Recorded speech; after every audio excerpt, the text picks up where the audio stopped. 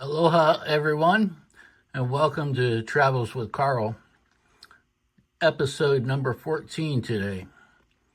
The Pioneer Inn Hotel was my 14th job. And we are looking at what's left of Lahaina, kind of the burn scars. That empty harbor right there, that's the Lahaina Harbor. We see a bunch of sailboats out there. They used to be moored in there. I don't know what that one boat is that's in there. But we're coming up on the banyan tree on the right. That's the island of Molokai up ahead with the clouds over it. You see right next to the a big clump of greenness on the right-hand side there. That's a giant banyan tree. That's the old courthouse and the gallery that I used to show in. And right there to the left, that's where the Pioneer Inn used to be. That empty square, empty rectangle right there. And there's just nothing left of it.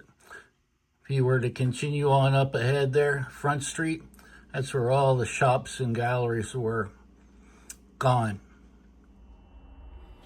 Well, welcome back to Travels with Carl. I'm Rich Van Gogh, and this is Carl, my motorhome. Travels with Carl is about a lot of things. I guess once in a while I should say this, because not everybody's been with me from episode 1. Carl is the motorhome, and Travels with Carl is a metaphor about my love of travel, but also I'm a lifelong artist and not a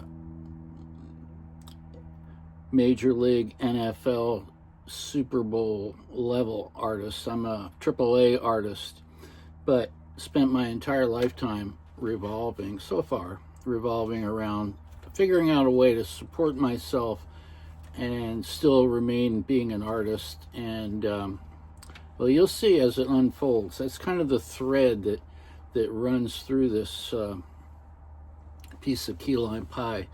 You know, how did a guy like me at 26 years of age end up on Maui? I'm from Westchester, Pennsylvania. Well, I remember when I moved into Philadelphia, which is only 35 miles away from Westchester.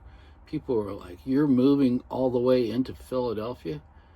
I'm like, "Yeah, there's a bus right down on the corner, take you right into Center City." Anyway, well, when I moved to California and transferred, as you've witnessed if you've been following me, from Philadelphia College of Art to California College of Arts and Crafts, people are like, "You're moving to California? Oh, we'll never see you again." I'm like, "Man, it's a 5-hour flight, where you can even drive there in 5 days. Come see me."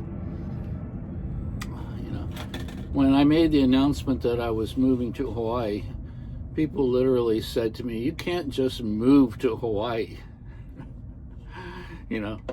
Like it was another country. Because back then, moving to another country was a lot harder than it is to today, as we'll discuss in future episodes. In fact, next episode will be coming to you live from Fundão, Portugal, and I'll be showing off my fluent Portuguese. Bom dia. Hola. Bom dia. Yeah, I got a couple other phrases up my sleeve. Speaking of things up my sleeve, anyway, I don't want to jump from tangent to tangent like that. People are going to think I'm Robert F. Kennedy. Just 1 minute I'm talking about one thing, the next minute I'm talking about the worm in my head.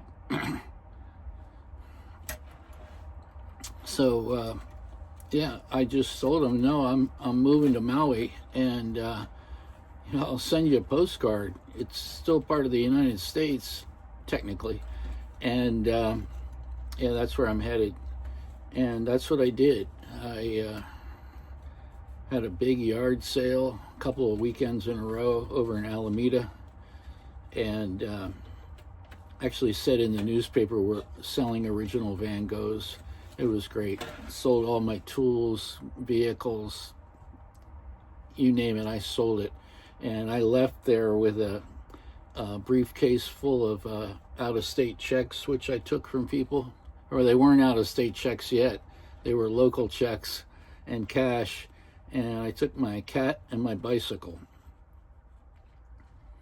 That's a true story. As is everything you're going to hear on Travels with Carl. Because you just can't make this shit up. Why write fiction when I have a better story than, I could create? So, got there. I had 2 weeks booked at the Pioneer Inn Hotel, and no job prospects. I'd never been to Maui. I'd spent a week on Oahu and a week on the Big Island on a vacation that I gave myself right after I got my BFA, my Bachelor's in Fine Arts in Film and Video. So as I shared with you during the episode of On Broadway Club, that was the year between, graduating and when my brother took his life, and I really hit rock bottom mentally. I'd struggled with depression all my life, and just kept on rolling as best as I could. But that one really knocked me in the dirt. And I figured, I'd throw myself back into graduate school, and that didn't work. And tried other, what else can I do to get myself focused? And I thought, well, maybe I should just not worry about getting focused. Just go to Hawaii and drink like Jimmy Buffett. What would Jimmy Buffett do? And so that's what I did. I bought a one-way ticket to Maui and checked into the Pioneer Inn Hotel, and put my cat had to go into quarantine at the time. I don't know if they still do, but they had I think it was a 3-month quarantine for animals out of state, because they don't have any rabies yet in Hawaii, or snakes. So Al had to go into quarantine on Oahu for 3 months, I think it was. But anyway, I checked in there. I didn't even have a slightest idea what I was going to do. I just knew I'd find something to do. But you ready? Check this out. This is a good one. Let me get this mic out of the way.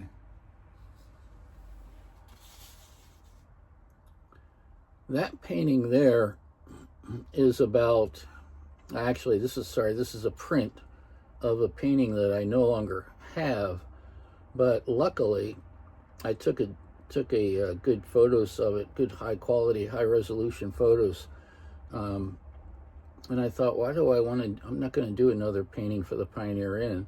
I love this painting. Look up on the second floor balcony there, the shadows in there, and the long shadows down on the ground. Only thing I'm not really thrilled about is that car. I need to colorize that car or something. It looks crappy. I don't know. The one car is okay, but the other one looks kind of fucked up. But I love the sky and the palm trees, and I love how how red the roof came out, because that was really the striking thing about the Pioneer Inn Hotel. It's just green, white, and red. And it was pretty old. And what's his name? Robbins wrote Still Life with Woodpecker in there, and right next to it was the famous banyan tree. And like I mentioned in that flyover video, that drone shot there,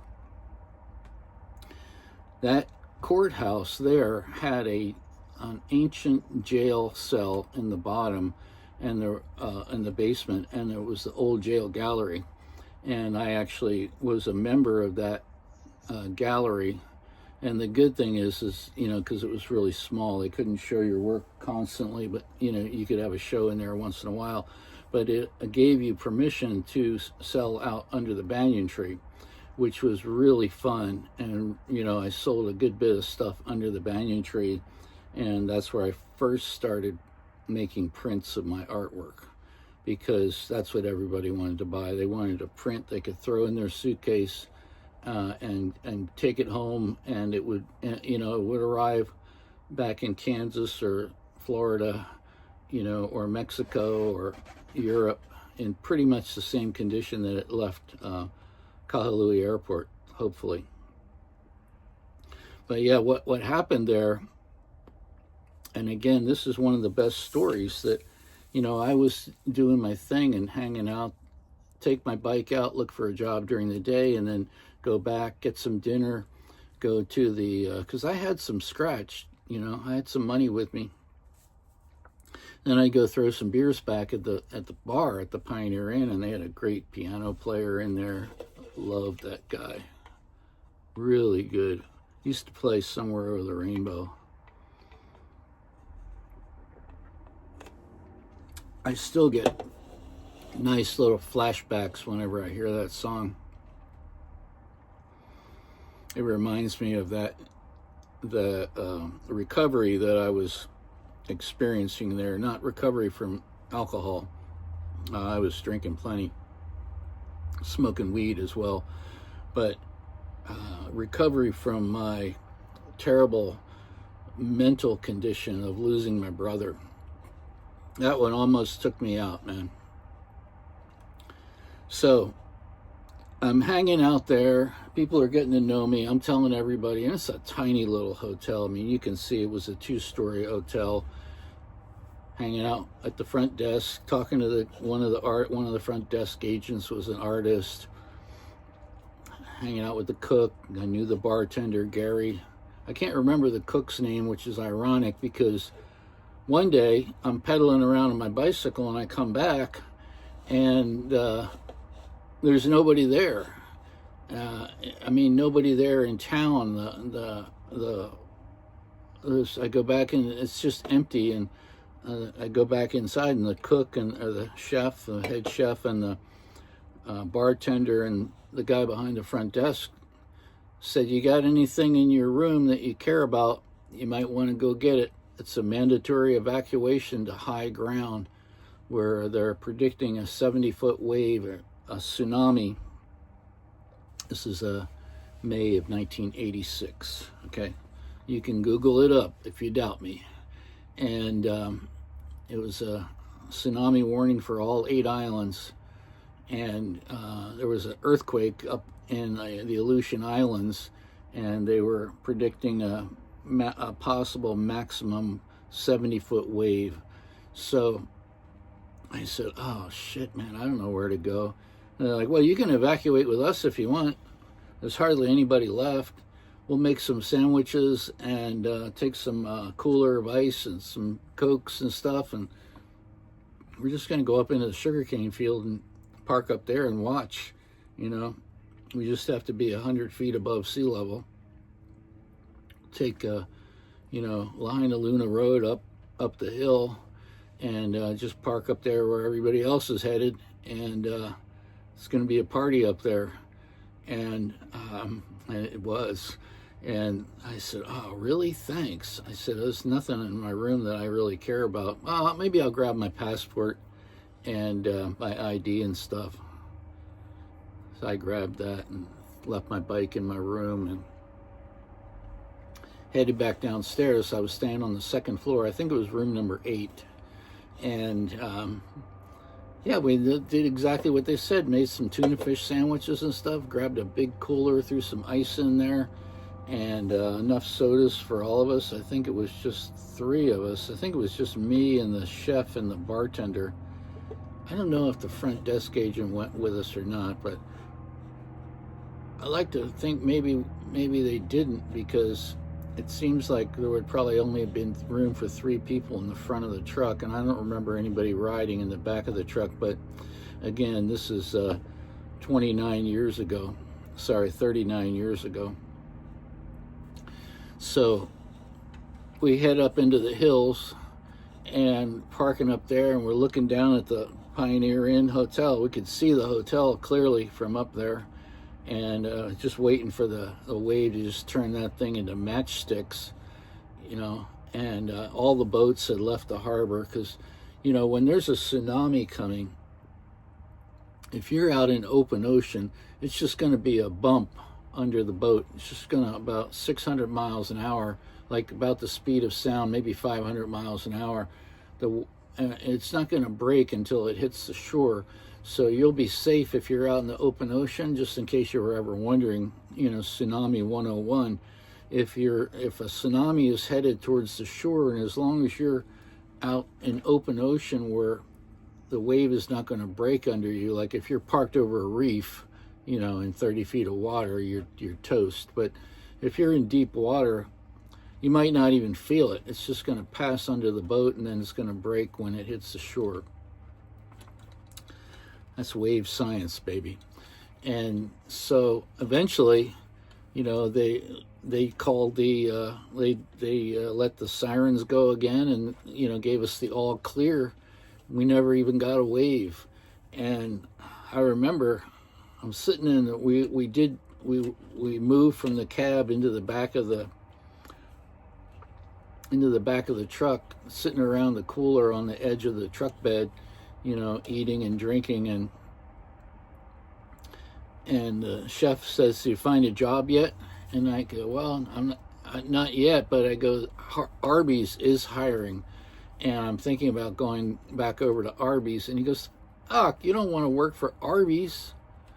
He goes, "I need a cook." I go, "Well, the problem there is that I don't know how to cook." I said, I mean, I know how to cook for myself, but I never worked in a restaurant before. So I figured they'd probably hire me at the fast food restaurant because, I mean, I'm thinking that anybody can make an Arby's sandwich, right? He goes, I'll fucking teach you how to cook, bro. I'm like I put my hand out, shook his hand. I said, "You just got yourself a cook." And we went back after the all clear. We went back to the hotel. You know, they all knew I was staying in the hotel. Next day, he hired me, and I talked to the woman who managed the hotel. She may have been an owner as well. Really cool. Ardell was her name. Really cool lady. And in fact, those out-of-state checks, which now did become out-of-state checks, they wouldn't have cleared for 30 days. So she fronted me the money, took my checks, out-of-state checks, and I said, you know, I'm gonna don't screw me over. I'm gonna give you the money for these checks, but they're not gonna clear my bank for, you know, back then it took weeks for, you know, the checks had to go actually back to the bank. They didn't have like electronic funds transfers and stuff like they do today, or everything's just instantaneous. So I started cooking there, and I cooked all 3 shifts depending on the day. So sometimes I would do breakfast, sometimes I would do lunch, sometimes I would do dinner. Great money.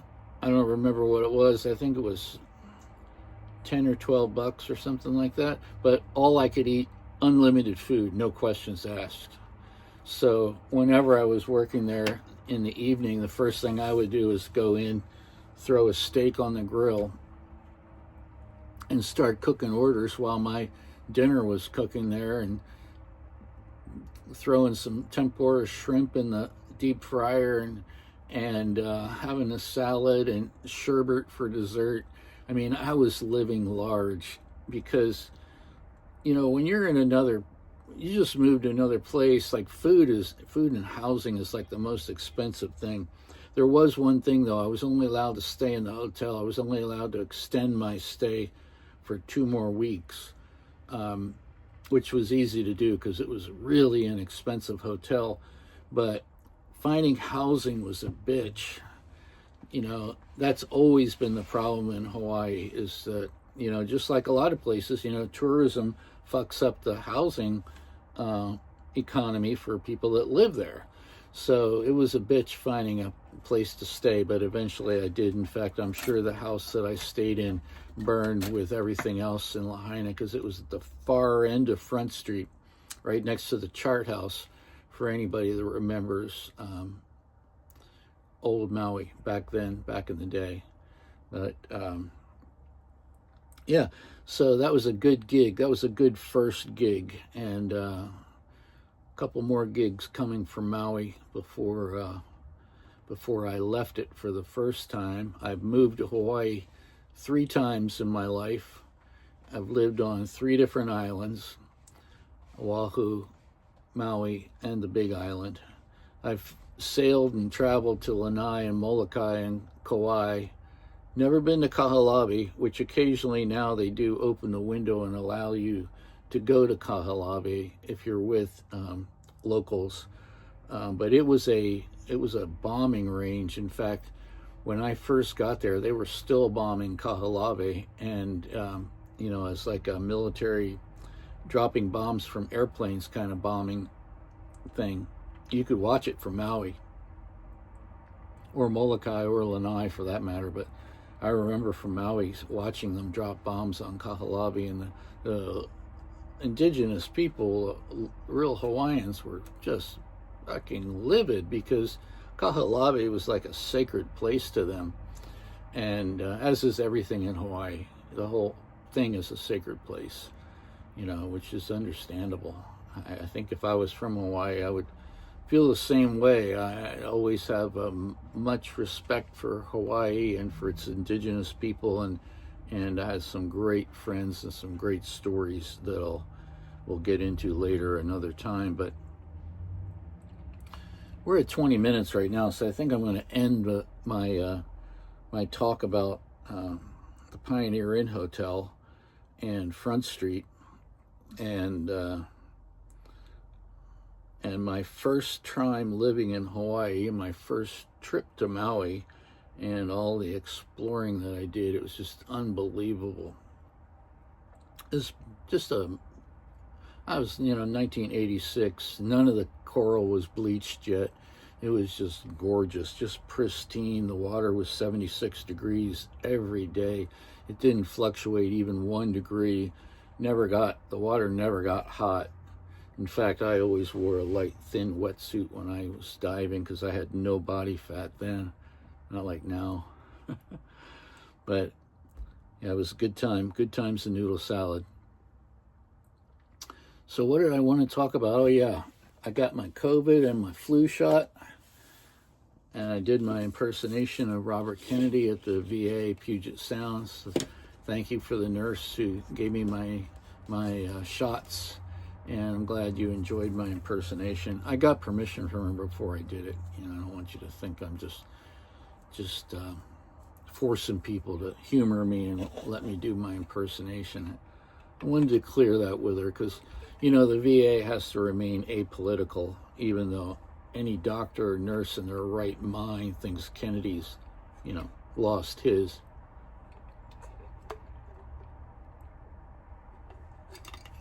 What a knucklehead.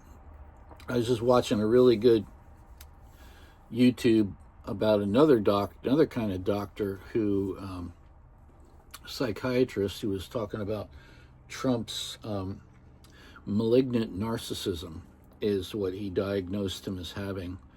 He said it's like the worst personality disorder that a human being can have. It's what Hitler had. And he also has dementia. And the doctor is saying, the Donald Trump you see on any given day is the best Donald Trump you'll ever see, because there is no cure for dementia, and dementia never gets better. There is no recovery for dementia. Dementia is just a rock rolling down the hill, as he described it. And Trump's got it.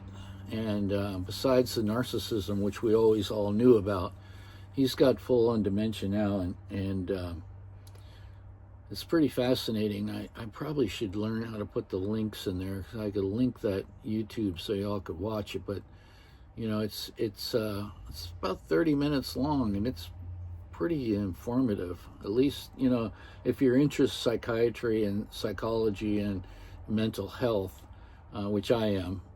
Because of my personal life, my story. And the one thing about coming back from having a mental health illness, just like coming out of the woods from alcoholism or a drug addiction, as much as a bitch it is going through it, you're just so much more aware of what other people are going through or living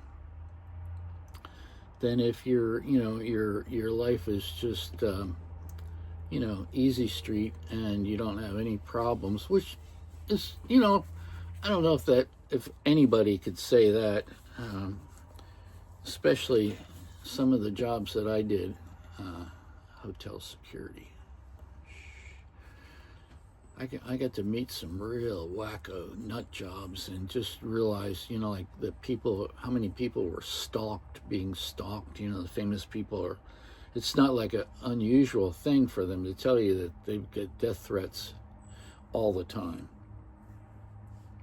No matter what they do, no matter what side of the fence they're on or politically or whatever, for some reason, there's going to be somebody, if, millions of people know you, there's going to be one person out of that group at least that's going to want to kill you for no fucking reason at all. Just crazy.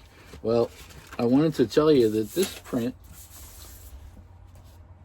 is actually available on my website, and like I said, that was already done. www.vangogh, VANGOGH .what? INK, right? Not INC. VanGogh.inc, like the printmaker, get it? Yeah. And you know what else I got to remind you about? Yep. It's Amendment 21-A time, baby. My book. Love it. Okay? What if changing one thing could change the world? This is that one thing. Ending the war on drugs, quote unquote, will be the single largest and most important change in the law in my lifetime. It will positively change the city you live in, the country you live in, and the world that we all live in. It's hard to even wrap your mind around the changes this will bring about until you read this book. I think about all the unnecessary pain and suffering this war brought to us all, and I'm just glad I was able to stop it. Just say no, stand with Van Gogh against illegal prohibition. That's the essence of this whole book. It's got 9 paintings, an introduction, followed by 8 paintings and 8 short stories, and each painting goes with the story. And I'll give you an example. Kaiser Oakland, right? Oakland Hospital, right there.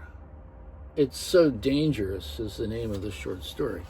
Well, you can imagine what that story is about. But I'm not going to tell you because that's one of my jobs. And it's quite a few jobs down the road from Pioneer Inn on Maui. But I do know how to cook now. Want your eggs over light, over medium, over hard, scrambled, poached? Want an omelet? Believe it or not, eggs are one of the most difficult things to cook because people are very fussy about their eggs, okay? And, it's no big deal because they're fucking cheap, and if you don't get the eggs right, you can just throw a couple more eggs in the pan and try and get them right the second time, because after that, if you fuck them up the first time, you fuck them up again, and they don't want breakfast anymore. Now they just want their money back, and the waitress isn't going to get any tip, and they're not going to pay for their meal. They're going to comp them. So you got to learn how to cook eggs if you're going to cook. Well, unless you're not going to cook breakfast.